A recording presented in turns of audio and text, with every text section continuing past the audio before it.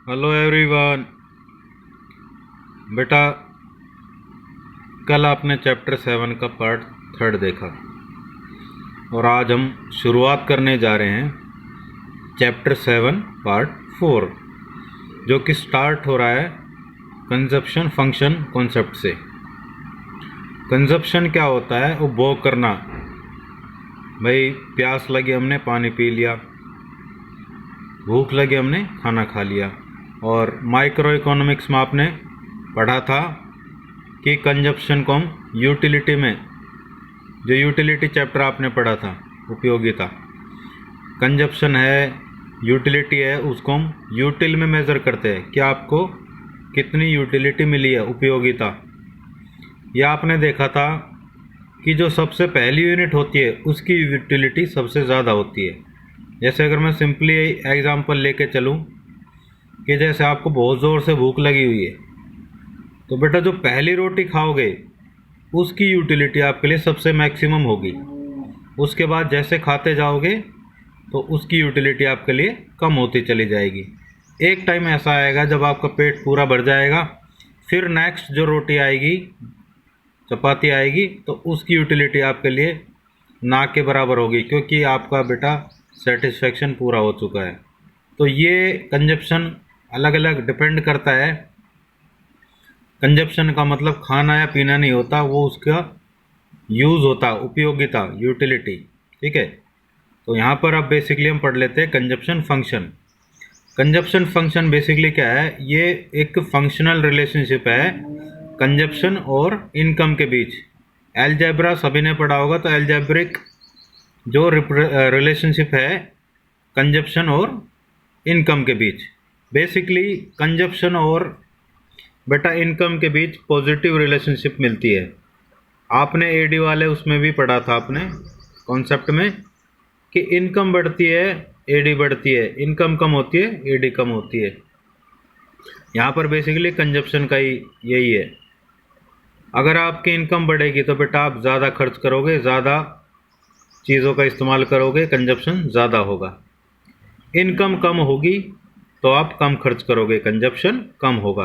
लेकिन आपने एक चीज़ और नोट की थी कि चाहे इनकम ज़ीरो ही क्यों ना हो, कंजप्शन कभी भी ज़ीरो नहीं होगा और एडी भी कभी ज़ीरो नहीं होती। और वो इसी वजह से नहीं होती क्योंकि कुछ ना कुछ कंजप्शन रहता है, और उसको हम मिनिमम कंजप्शन बोलते हैं, जो हमेशा रहता ही है। और इस मिनिमम कंजप्शन को हम बोलते हैं ऑटोनोमस कंजप्शन, यानी कि चाहे आपकी इनकम ज़ीरो हो फिर भी कुछ ना कुछ कंजप्शन ज़रूर होगा, क्योंकि जीने के लिए बेटा कुछ ना कुछ चीज़ों की ज़रूरत पड़ती है। अब आपकी इनकम ज़ीरो है तो फिर भी आप बेटा कुछ ना कुछ खाओगे पियोगे ज़िंदा रहने के लिए, चाहे आप किसी से उधार लेके आओ, चाहे आपका पिछला बचा हुआ पैसा है, ओल्ड सेविंग्स है, उसमें से आप खर्च करो। तो ये चीज़ मैंने आपको बता दी। मिनिमम कंजप्शन क्या है? Autonomous consumption. अब यहाँ पर एक चीज़ दिखा दी। पहला केस, जब इनकम ज़ीरो है तो कंजप्शन कुछ ना कुछ रहता है। तो यहाँ पर इनकम कम पड़ गई कंजप्शन से, तो यहाँ पर बेसिकली एक चीज़ और हो जाती है, नेगेटिव सेविंग, यानी कि वो बोरोइंग या ओल्ड सेविंग से आप ना पैसा इस्तेमाल कर सकते हो। इनकम बढ़ रही है लेकिन अब भी क्या है, कंजप्शन बेटा इनकम से ज़्यादा है। अब भी आपकी इनकम इतनी नहीं बढ़ी है कि वो कंजप्शन से ज़्यादा हो जाए, तो यहाँ पर भी आपका क्या है, नेगेटिव सेविंग रहेगा। इसके बाद जब आप जितना कमाते हो उतना ही खर्च हो जाता है। Income is equal to consumption, y is equal to c, तो नो सेविंग, आप कोई पैसा नहीं बचा रहे हो।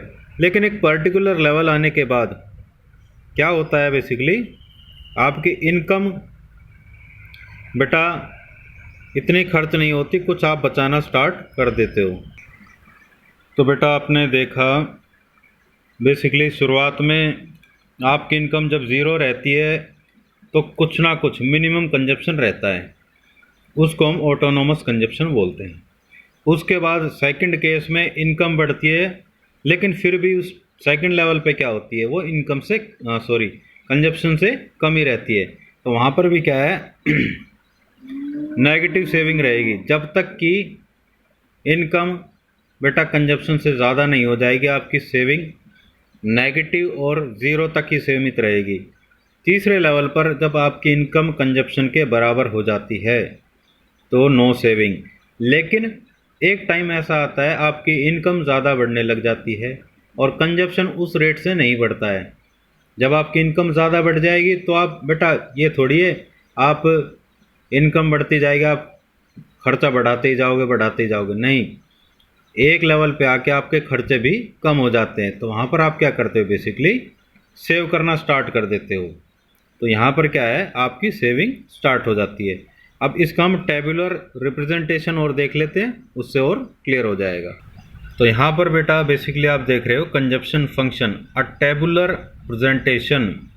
एक साइड लेफ्ट में हमने ले रखा है इनकम 0, 50, 100, 150। कंजप्शन है 20, 60, 100, 140। अब यहाँ पर जो 20 है ये ऑटोनोमस कंजप्शन है, यानी कि ये 20 से नीचे कभी भी नहीं जाएगा। ये मिनिमम कंजप्शन है, ऑटोनोमस कंजप्शन है, और इसको हम सी बार से डिनोट करते हैं। अब यहाँ पर अलग अलग केसेस लेके चलते हैं। जैसे पहला, जब आपकी इनकम 0 है, कंजप्शन क्या है 20। अब यहाँ पर सेविंग होगी आपकी -20, क्योंकि y is equal to consumption plus में सेविंग। जो आप कमाते हो कुछ खर्च कर देते हो, कुछ सेव कर लेते हो। तो जो खर्च कर लेते हो वो C से डिनोट कर रहे हैं, और जो सेव कर रहे हो वो S से डिनोट कर रहे हैं। तो क्योंकि कंजप्शन आपका 20 है, इनकम 0 है, तो सेविंग आपकी -20 होगी। ये मिनिमम कंजप्शन ऑटोनोमस कंजप्शन कहलाता है, और इसको आप C बार से डिनोट करते हैं। अब इसके बाद जब C बढ़ती है, जैसे कि इनकम बढ़ती है, यानी कि जब इनकम बढ़ती है तो कंजप्शन बढ़ता है, बट स्टिल नेगेटिव सेविंग कितना है, जैसे आपने सेकंड पे देखा, इनकम 50 हो गई 0 से, और कंजप्शन हो गया टोटल 60, 20 से 60 हो गया। लेकिन अब भी क्या है, आपकी इनकम 10 कम है, तो वो -10 आएगा, वही आपका सेविंग है। फिर तीसरे लेवल पर आप देखेंगे 100, ये भी 100, तो बराबर हो गया। यहाँ पर आपकी नो सेविंग, जितना आप कमा रहे हो उतना ही खर्च कर रहे हो। इसको हम ब्रेक इवन पॉइंट भी बोलते हैं। जहाँ पर दो चीज़ें एक दूसरे के बराबर हो जाती हैं तो उसको हम ब्रेक इवन पॉइंट बोलते हैं। जैसे मान लो आपका बिजनेस है बेटा, जितना आप खर्च कर रहे हो, यानी कि आपकी जितनी कॉस्ट लग रही है प्रोडक्शन करने में, उतने का ही माल बिकता है, उससे ज़्यादा का नहीं।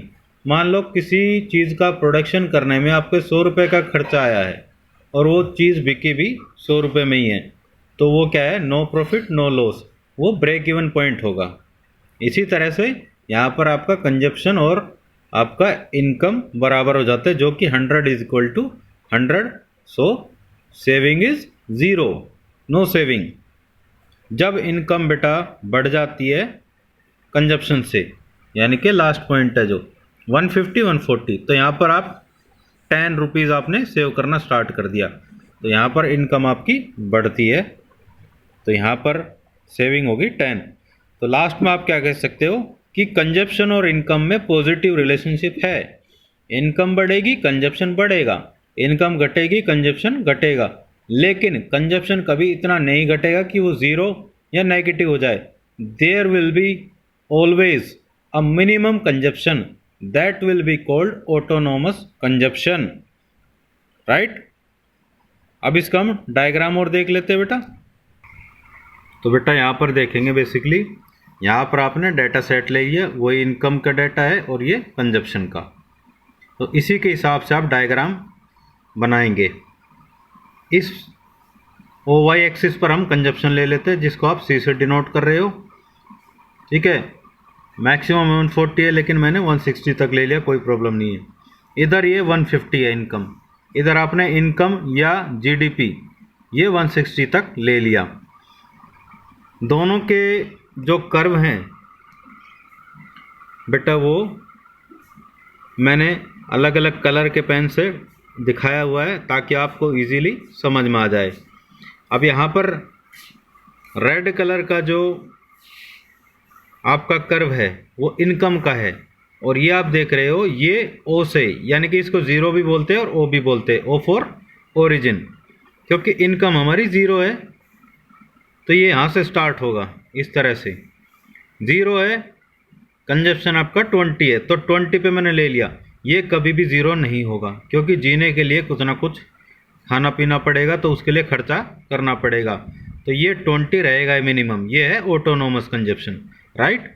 उसके बाद जैसे डायग्राम के लिए डिटेल दी हुई है, 50 है, ये 50 है, ये 60 है, ऐसे 100 100, इस पॉइंट पे ये दोनों बराबर हो गए, 100 100, राइट।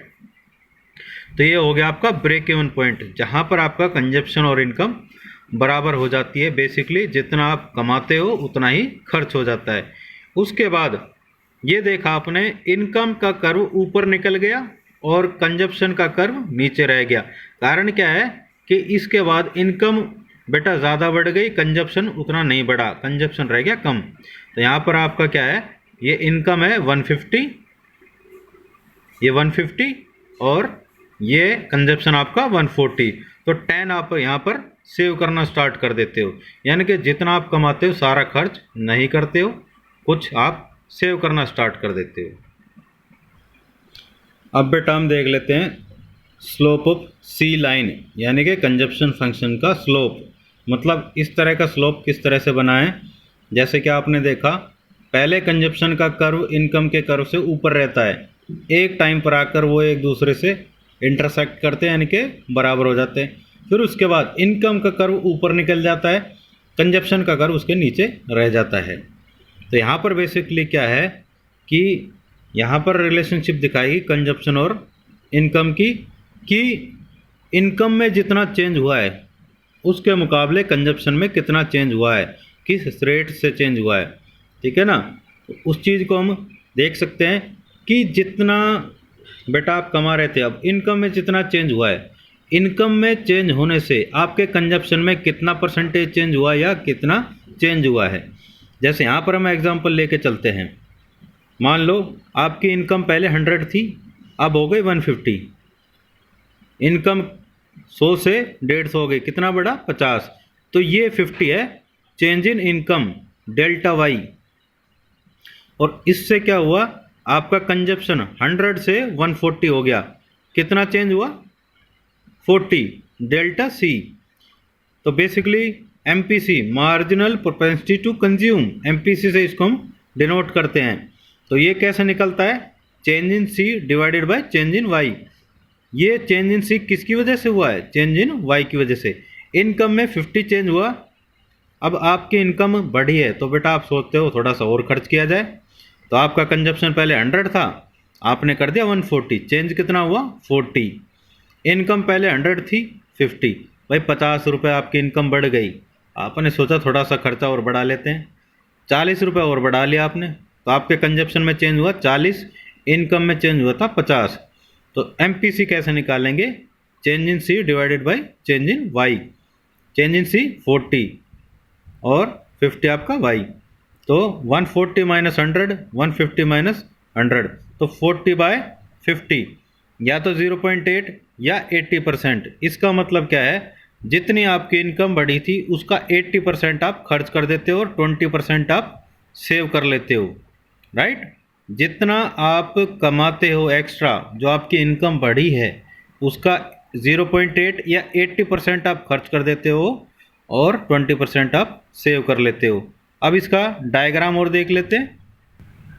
तो बेटा यहाँ पर वही है, सिर्फ थोड़ा सा डाटा चेंज कर दिया हमने, सिर्फ उस डाटा को लेके चल रहे हैं जो चेंज हुआ है, हम पूरे डाटा को लेके नहीं चल रहे, जैसे पिछला आपने कंजप्शन फंक्शन के उसमें देखा था। हालांकि यहाँ पर वही कंजप्शन है, इनकम है, ठीक है, ये 20 वही मिनिमम है, तो यहाँ पर 100 100, ठीक है, जहाँ पर ब्रेक इवन पॉइंट था। फिर इसके बाद 140 आपका हो गया था कंजप्शन, 100 से चेंज होकर 140, और ये 100 से चेंज होकर 150। तो चेंज इन वाई कितना है, 100 से 150 हुआ 50। अब यहाँ पर क्या हुआ, 100 से 140, चेंज इन सी कितना 40। तो ये जो गैप है यही आपका एमपीसी है, यही आपका स्लोप ऑफ सी लाइन है या MPC, change in C divided by change in Y, delta C divided by delta Y, 40/50 0.8 या 80%। यानी कि वही चीज़ कि आपकी इनकम का जितना पार्ट बढ़ता है, जितनी आपकी इनकम बढ़ती है, 50 रुपये बढ़े तो 50 रुपये में से आपने 40 रुपये खर्च कर दिए, यानी कि 80% आपने खर्च कर दिया और 20% आपने सेव कर लिया। तो बेटा बाकी के कॉन्सेप्ट हम अगले वीडियो में बनाएंगे। Okay bye, take care.